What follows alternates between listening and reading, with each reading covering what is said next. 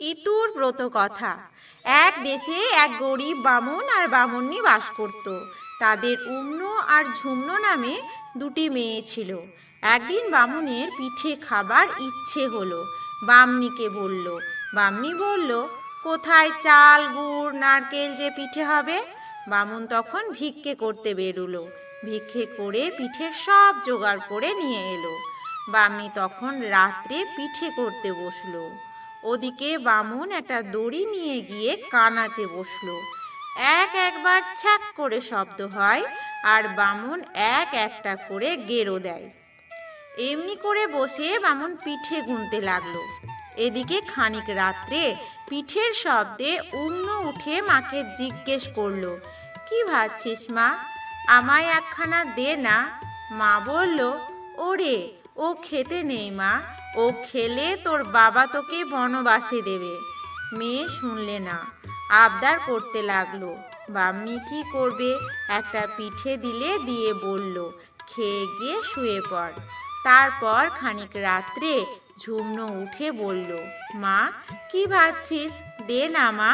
মা বলল, ও খেতে নেই মা, ও খেলে তোদের বাবা তোদের বনবাসে দেবে। ঝুমনো বলল, দে না মা, একখানা খাই।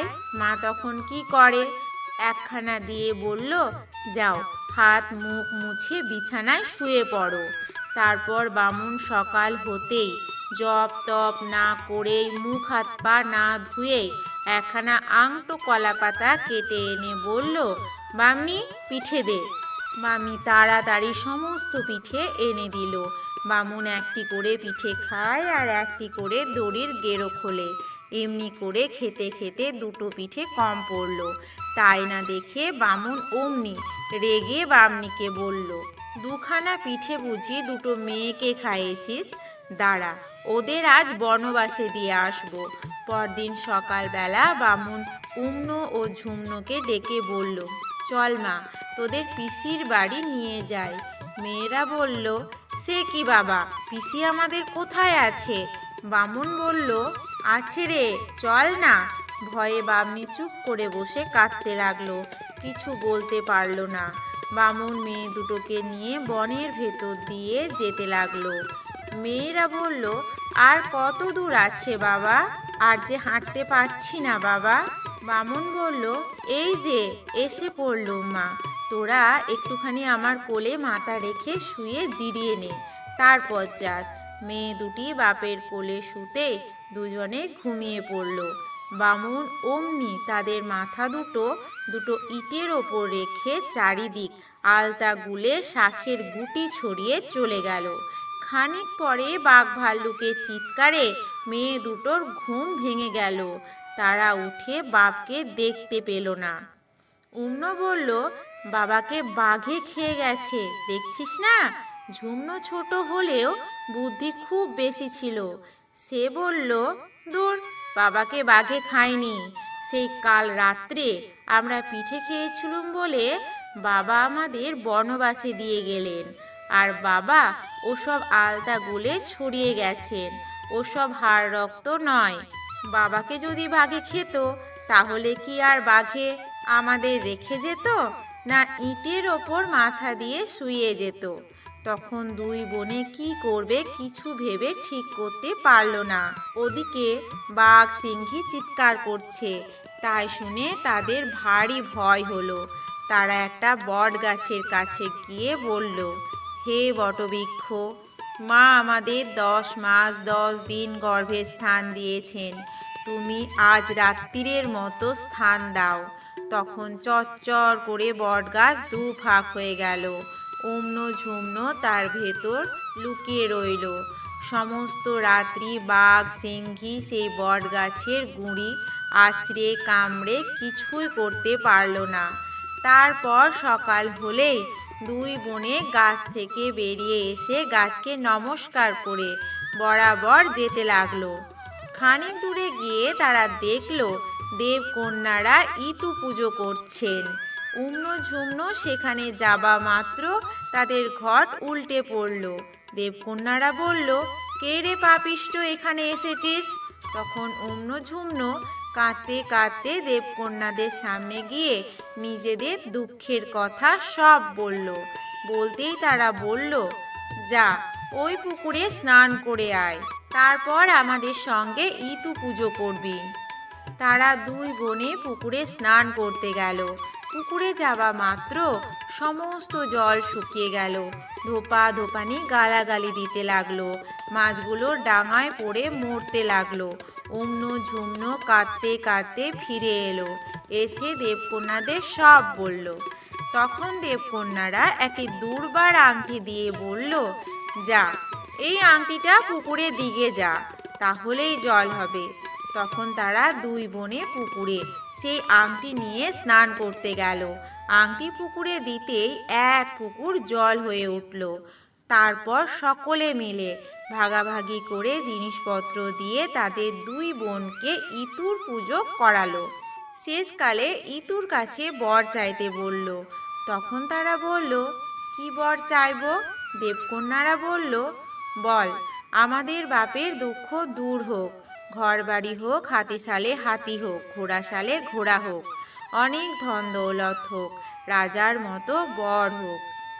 উমনো ঝুমনো সেই কথা বলে নমস্কার করল। তারপর ইতুর পেশাদ নিয়ে ঘট নিয়ে বাড়ির দিকে চলল।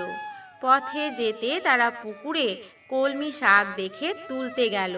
যেমনি শাকের খেতে নেমেছে অমনি একটা সোনার ঘাড়মুড়ো উমনোর পায়ে লেগে গেল। ঝুমনো দেখে সেটা তাড়াতাড়ি কাপড়ের ভেতর লুকিয়ে নিয়ে গেল।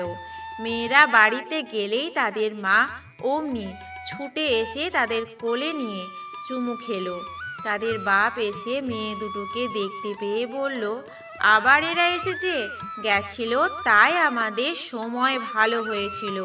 উমনো ঝুমনো বলল, এত অহংকার করো না বাবা, আমরা ইতু পুজো করেছিলুম বলে তাই তোমার সুখ হয়েছে।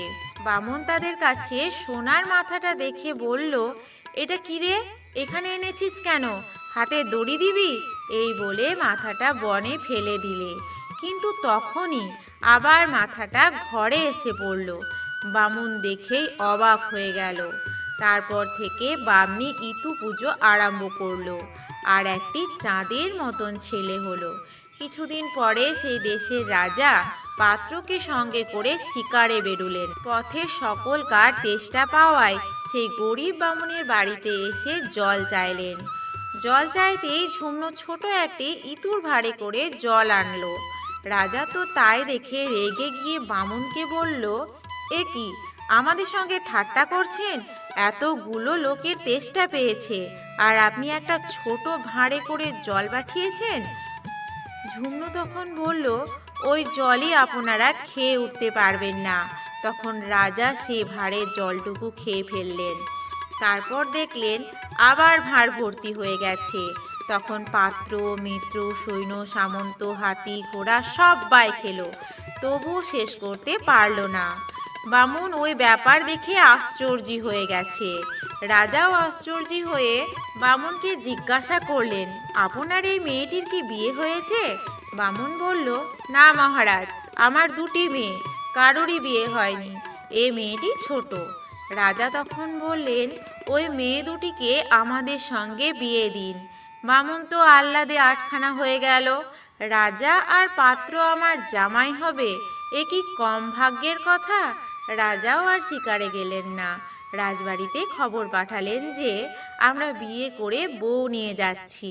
এদিকে বামুন বিয়ের সব জোগাড় করতে লাগলো। তারপর সেই দিন রাত্রিতে খুব ঘটা করে উমনোর সঙ্গে রাজার আর ঝুমনোর সঙ্গে পাত্রের বিয়ে দিল।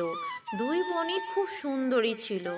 রাজা ও পাত্র দুজনেই খুব সন্তুষ্ট হলেন। পরদিন উমনো ঝুমনো শ্বশুর বাড়ি যাবে।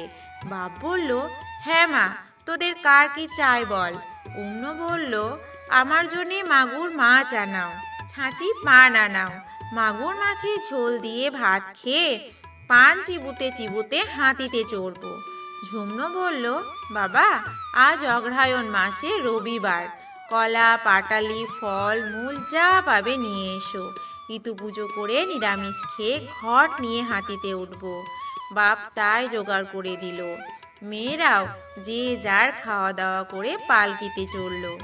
তারপর দুই দিক দিয়ে রথ চলল। অন্য যে পথ দিয়ে যায় সেই পথে লোক মরতে লাগলো, ঘরে আগুন লাগতে লাগলো, চুরি ডাকাতি হতে লাগলো। আর ঝুমনো যেদিক দিয়ে যায় সেই দিকে বিয়ে পৈতে ভাত হতে লাগলো। তারপর রাজার মা বউ বরণ করে তুলবে বলে সোনার পিঁড়ি সোনার বরণডালা নিয়ে দাঁড়িয়ে রইল। বউ এসে পিঁড়িতে দাঁড়াতে সোনার পিঁড়ি লোহা হয়ে গেল, বরণডালা কপালে ঠেকাতেই লোহার হয়ে গেল। শাশুড়ি অমনি বউয়ের গালে ঠোনা মেরে বউ তুলল। ওদিকে পাত্রের মা বউ বরণ করবার জন্যে পিঁড়ি বরণডালা নিয়ে এলো। বউ এসে দাঁড়াতেই সব সোনার হয়ে গেল। অমনি শাশুড়ি বউকে চুমু খেয়ে ঘরে তুলল।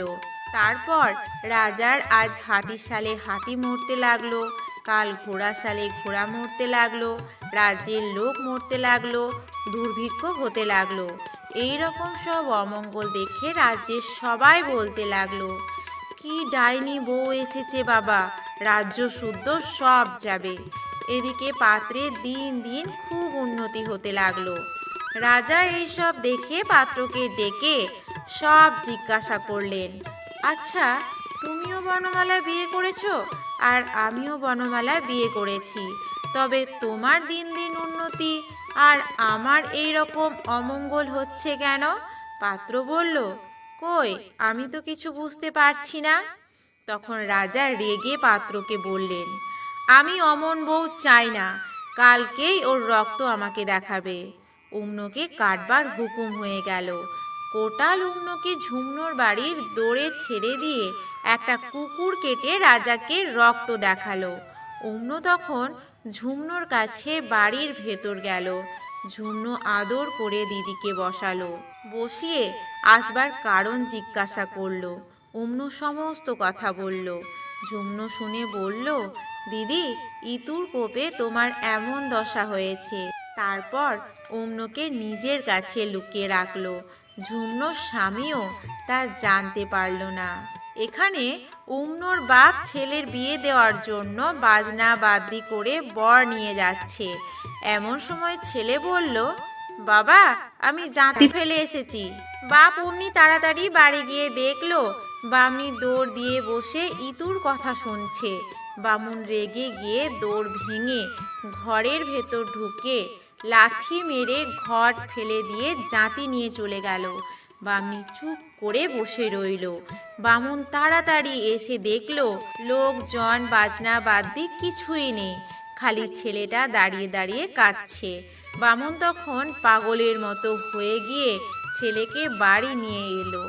এসে দেখলো সে রাজবাড়িও নেই, সে ধন দৌলতও নেই, তার বদলে আগেকার কুঁড়ে ঘর রয়েছে। বামুনকে দেখতে পেয়ে বামনি কেঁদে বলল, কেমন এখন হয়েছে তো? ইতুর দেওয়া ধন দৌলত সব তিনি কেড়ে নিয়েছেন। বামুন বলল, যা হবার তা হয়েছে, তুমি আবার ইতুর পুজো আরম্ভ করো। বামনি বলল, আবার 1 বছর বসে থাকি, তারপর অগ্রহায়ণ মাস এলে করব। তা যাক, তুমি একবার ঝুমনোর বাড়ি যাও, যদি কিছু পাও। বামুন তখন বামনির কথা মতো একখানা ছেঁড়া কাপড় পরে ঝুমনোর বাড়ি গেল। সেখানে গিয়ে দেখলো দাসীরা সোনার ঘড়ায় করে জল তুলছে। তাই দেখে বামুন জিজ্ঞেস করলো, হ্যাঁ মা, তোরা কার জল তুলছিস? তারা বলল, ঝুমনো রানীর জল তুলছি। তখন বামুন বলল, দেখো বাছা, তোমরা একবার ঝুমনোকে বলো যে তোমার বাবা এসেছে। তারা আচ্ছা বলে চলে গেল। আবার যখন তারা এলো, বামুন জিজ্ঞেস করলো, হ্যাঁ বাছা বলেছিলে? তারা বলল, ওই যা ভুলে গেছি, এবারে বলবো। তারপর দাসীরা ফিরে এলে বামুন জিজ্ঞেস করলো, কি গো বলেছিলে? তারা বলল, না গো ভুলে গেছি। বামুন তখন একটা দুর্বার আংটি করে কলসির জলের ভেতর দিয়ে বলল, দেখো বাছা, এর ভেতর একটা দুর্বার আংটি ফেলে দিলুম। দাসীরা জল নিয়ে গিয়ে ঝুমনোর মাথায় জল ঢালতে সেই আংটিটা তার গায়ে পড়ল। পড়তেই ঝুমনো জিজ্ঞেস করলো, এটা কি রে, কে দিলে? তখন দাসীরা বলল, ওগো তোমার বাপ এসেছে, ঝুমনু তখন বাপকে বাড়ির ভেতর নিয়ে এলো। তারপর বাপকে বেশ ভালো করে নাইয়ে খাইয়ে অনেক টাকা কড়ি জিনিসপত্র দিয়ে বিদেয় করলো। পথের মধ্যে ডাকাতের সব ডাকাতি করে নিল। ঝুমনু তাই শুনে বাপের ভাগ্য ভেবে হাসলো। ওদিকে বামনি বামুনকে খালি হাতে বাড়ি ফিরতে দেখে বলল, কি হলো, কিছু দিলে না পোড়া কপালিরা? বামুন বলল, গালাগালি দিসনি, ঝুমনু অনেক দিয়েছিল, পথের মাঝখানে চুরি করে নিল। তারপর বামনিকে বলল, যা এবার তুই একবার যা, যদি কিছু নিয়ে আসতে পারিস। বামনি তখন মেয়ের কাছে গেল। সেখানে গিয়ে দাসীদের দিয়ে বলে পাঠালো যে ঝুমনুকে বলো তার মা এসেছে।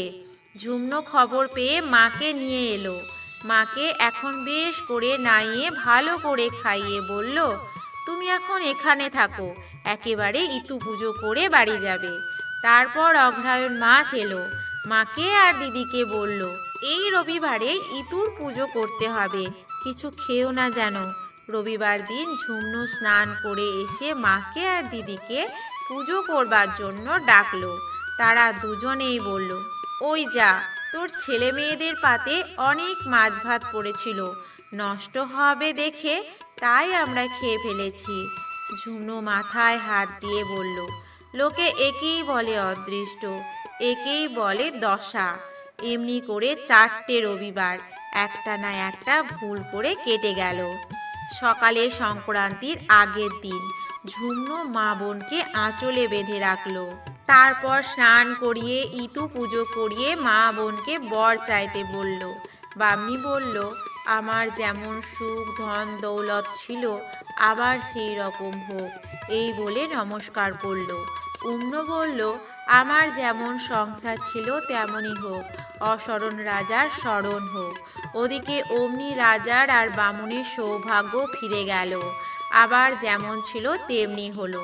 বামুন তখন রেগে গিয়ে ঝুমনুর বাড়ি এলো।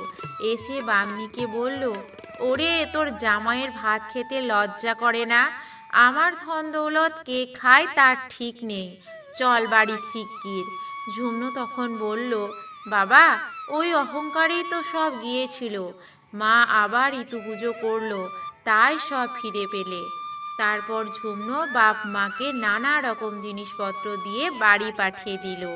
এদিকে রাজার আবার সুসময় পড়েছে, উম্নর কথা মনে পড়েছে।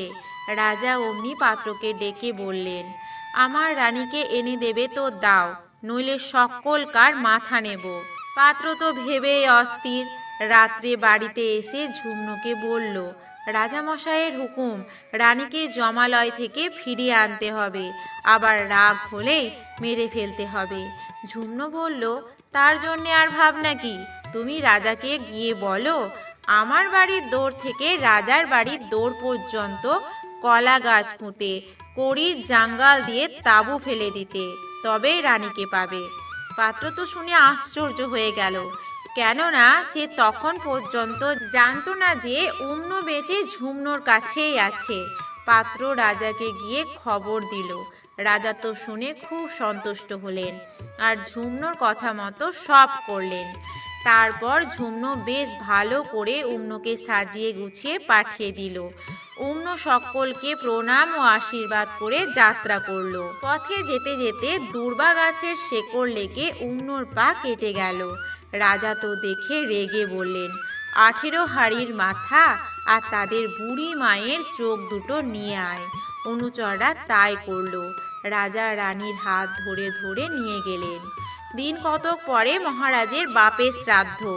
রাজ্য শুদ্ধ লোকের নিমন্ত্রণ হয়েছে। দিন দুঃখী কেউ উপসী নেই। এমন সময় উম্নর মনে পড়ল, আজকে ইতু পুজো, কেউ উপসী নেই, কাকে নিয়ে কথা শুনবো। রাজা বললেন, সেই হাঁড়ি নিয়ে এখনো কিছু খায়নি, তাকে নিয়ে কথা শোনো। উম্ন তখন অন্ধ হারিণীকে আনিয়ে নিল।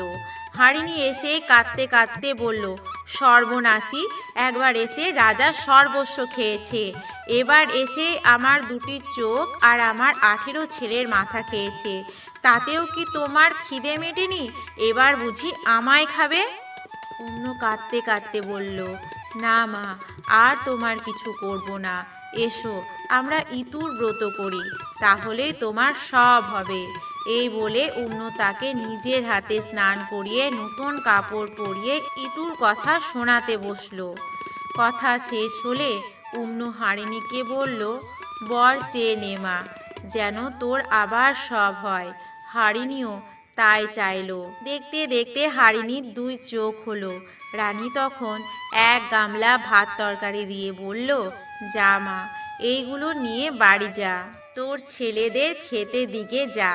হারিণী চিৎকার করে কাঁদতে কাঁদতে বলল, তাদের যে রাজামশাই মেরে ফেলেছেন। অম্ন বলল, যা না, তোর বাড়ি গিয়ে দেখ গে যা, সবাই বেঁচে আছে, কেউ মরেনি। হারিণী তখন তাড়াতাড়ি বাড়ি যেতেই ছেলেরা এসে খাবার চাইলো। হারিণী তো দেখে আশ্চর্য হয়ে গেল। তারপর দিন হারিণী সকাল সকাল উঠে রাজবাড়ি ঝাড় দিচ্ছে। এমন সময় রাজা এসে জিজ্ঞাসা করলেন, তোর চোখ হলো কি করে, আর তুই এত সুন্দরী হলি কি করে? হারিণী বলল, রানীমা কি ব্রত করে আমার 18 ছেলেকে আর আমায় 2টি চোখ দিয়েছেন। রাজা তো শুনে খুব আশ্চর্য হয়ে গেলেন। বাড়িতে গিয়ে রানীকে জিজ্ঞাসা করলেন, তুমি যদি এমন ব্রত জানো তাহলে চলো, আমরা সবাই স্বর্গে যাই। এই বলে রাজা ছেলে মেয়েদের বিয়ে দিলেন। রানী সকলকে ব্রতের কথা শিখিয়ে দিলেন। তারপর উম্ন ঝুম্ন বামন বামনী, রাজা পাত্র হারিণী সবাই মিলে ইতুর পুজো করলেন। তখন ইতু লক্ষ্মী দেখা দিয়ে বললেন, তোমরা কি চাও? সবাই বলল, আর আমরা মর্তে থাকবো না, এবার স্বর্গে যাব, আমাদের সব সুখ মিটেছে। তখন পুষ্পরথ এসে সবাইকে স্বর্গে নিয়ে গেল। ক্রমে সমস্ত দেশে ইতুর কথা প্রচার হলো। অষ্টচাল অষ্টদূর্ব কলস পাত্রে থুয়ে শোনরে ইতুর কথা এক মন প্রাণ হয়ে। ইতু দেন বর ধনধান্যে দৈত্রে পৈত্রে বাড়ুক তার ঘর। অষ্টচাল অষ্টদূর্ব কলস পাত্রে থুয়ে শোনরে ইতুর কথা এক মন প্রাণ হয়ে। ইতু দেন বর ধনধান্যে দৈত্রে পৈত্রে বাড়ুক তার ঘর। অষ্টচাল অষ্টদূর্বা কলস পাত্রে থুয়ে শোন রে ইতুর কথা এক মন প্রাণ হয়ে। ইতু দেন বর ধনধান্যে দৈত্রে পৈত্রে বাড়ুক তার ঘর। উপরিউক্ত মন্ত্রটি বলিয়া প্রণাম করিতে হয়।